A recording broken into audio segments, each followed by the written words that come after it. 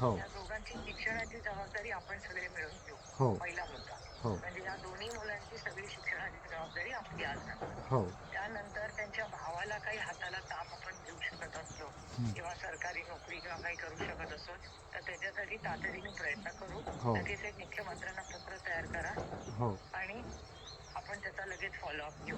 जी okay. हो आणि आता त्यांची फॅमिली खूप अडचणीतून चाललेली आहे. हो त्याच्यामुळे आता त्यांचे जे इमोशनल इश्यूज वगैरे जरा 8-10 दिवस जाऊ दे. हो म्हणजे त्या बाळ होऊ दे. मग समजा एक 6 महिने वर्षभराने त्या मिसेसला वाटलं की काहीतरी काम करायचंय तर आपण त्यांना काहीतरी चांगलं काम मिळेल ज्याच्यात काम पण करू शकतील मुलांचं पण करू शकतील असा काहीतरी मार्ग काढू. जी ताई. आणि आणि चौथी गोष्ट की तुम्ही हे सगळे जे शिक्षकांचा हा विषय काय आहे आणि आपण हा कसा सोडवू शकतो याच्यासाठी सरकारला एक पत्र करू. हो म्हणजे मी परत अनालिसिस करते म्हणजे काही मुद्दा राहून जायला नको. दोन्ही मुलांची शिक्षणाची जबाबदारी आपली. हो त्याच्यानंतर त्या भावाला नोकरी मिळवून देण्यासाठी पाठपुरावा करणं आपली जबाबदारी आणि मुख्यमंत्र्यांची मदत त्यांना मागूया.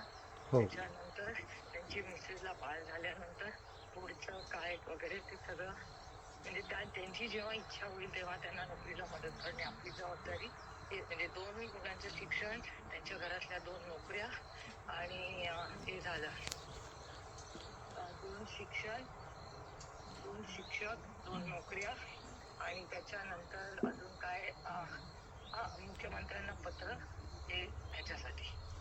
हां आणि ताई काय झालं ह्या आश्रमशाळांना 20% अनुदान ह्याने जाहीर केलं आहे पूर्वी परंतु शासनाने दिलं नाही त्यामुळे सगळेच हे जे ते आणि गेल्या इलेक्शनपूर्वी इतर शाळांना पण दिलेला एक टप्पा हे शासनानं बजेटमध्ये हे दिलेलं नाही. शासनाने हे जे मागण्या प्रॉमिस केल्या होत्या त्याचं एक पत्र करा. हो आणि ते मी मुख्यमंत्र्यांना लिहिते हो की बाबा तुम्ही असा असा शब्द दिला होता तो पाळलेला नाही. जाहीर केलंय त्यांनी पण सभागृहात जाहीर केलं.